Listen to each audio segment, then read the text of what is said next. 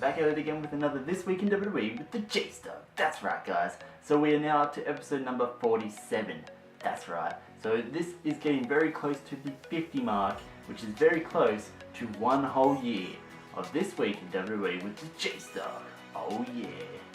So guys, if you haven't checked out what happened on This Week in WWE, make sure you go and check it out on the WWE Network right now, guys. But let's get right into it. We started off with Raw. We had the New Day, defending the WWE Raw Tag Team Championships against the club, which is Anderson and Gallows, and Cesaro and Sheamus as well. So triple threat tag. And if they were to win, if they were to retain their titles for that night, they would become tied with the longest reigning tag team champions, and then they would probably take over the next day onwards. So they were in a much needed win situation where if they were to lose, they would not only lose their titles, but they would come so short of taking that record.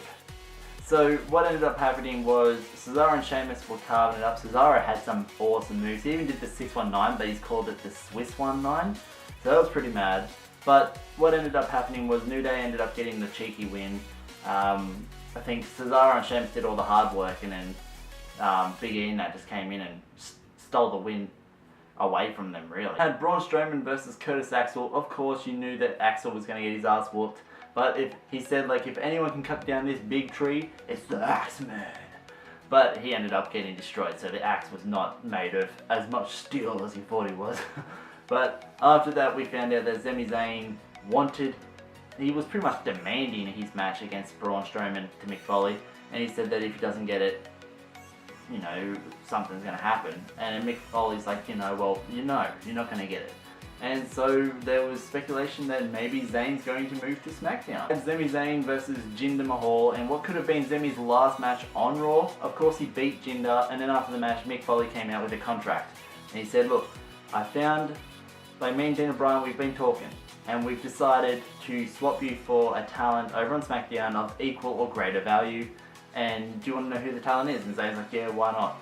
And he goes, Eva Marie. And he goes, what the fuck, biggest insult ever. It turns out there was nothing on the paper, there was no call to Daniel Bryan. He just wanted to get Zayn pissed. Zayn got pissed, and he goes, now channel that, and keep that, and then at Roadblock this weekend, you and Braun, hopefully you can use that to your advantage. Then the New Day had to defend their tag team championships again in another triple threat tag team match, because the New Day went up celebrating. They covered Steph in champagne, and she was pissed. So she put them in a match against Jericho, and then Mick Foley threw in Reigns and Rollins. So it was another three-way type of tag team triple threat match for the titles. And it ended up coming down to Seth hitting a pedigree on Jericho, and then Big E pulled him out and Kofi got the win. So not Kofi, Woods got the win, and they retained. Now they are the longest WWE World Tag Team Champions in history. In SmackDown, we had Camilla versus Natalia. Camilla ended up getting an epic win, and much needed for her momentum. And we still don't know 100% if Natalia attacked Nikki Bella. At a tag team battle royale, the winner would go on to verse, the winning team would go on to verse Bray and Randy for the titles on the last SmackDown of the year. And Hype Bros ended up winning. However, Zack Ryder got himself injured. So we have no idea what the hell's going on and who's going to be versing the Wyatt families. Now, on Talking Smack, the Usos, they wanted a shot. So it's going to be interesting to see what Daniel Bryan and Shane come up with for next SmackDown, because next week's SmackDown, because that will determine who will most likely get a shot against Bray and Randy. Then had Alexa Bliss versus Becky, and Alexa had to defend her championship against Becky because of because of Shane McMahon, not Dana Bryan. And so what ended up happening is that she seemed like she got a knee injury, but it didn't look like she did. She got counted out, so Becky won, but Alexa retains. And then after that, Becky and her started fighting, and then she started using her foot. And then she starts milking the injury to her advantage. Then we had a fatal four-way match. It was Ambrose, Luke Harper, The Miz, and Dolph Ziggler. Winner would verse AJ Styles, I think, at the last SmackDown.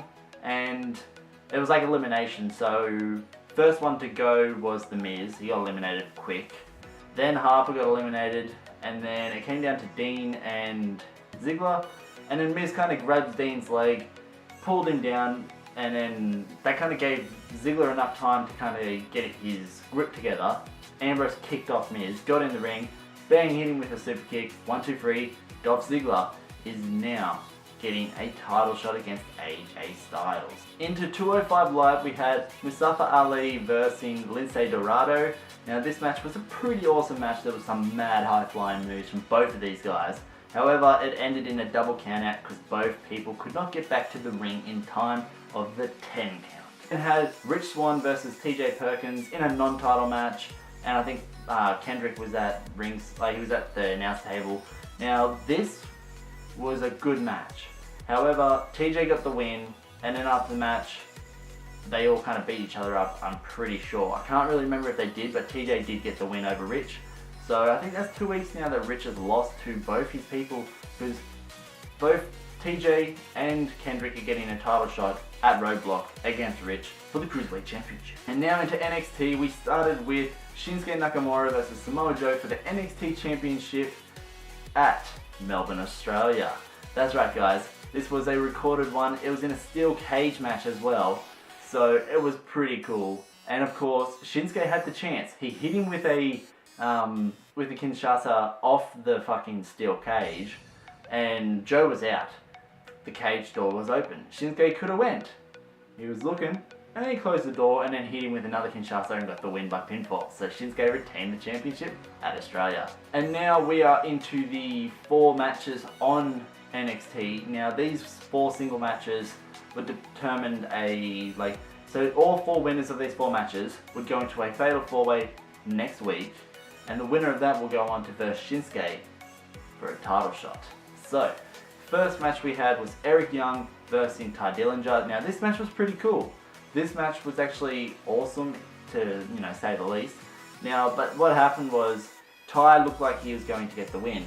So Wolf jumps up, Ty hits him off. Then out of nowhere, Nikki Cross jumps on Ty's back, and the ref calls DQ. So Ty moves on to the fatal 4-way, and then pretty much after the match happened. So Ty threw Eric out, he then threw Wolf out, and then Nikki ran at him, he just dodged her and she dived out of the ring. And then he was wanting someone to get back in.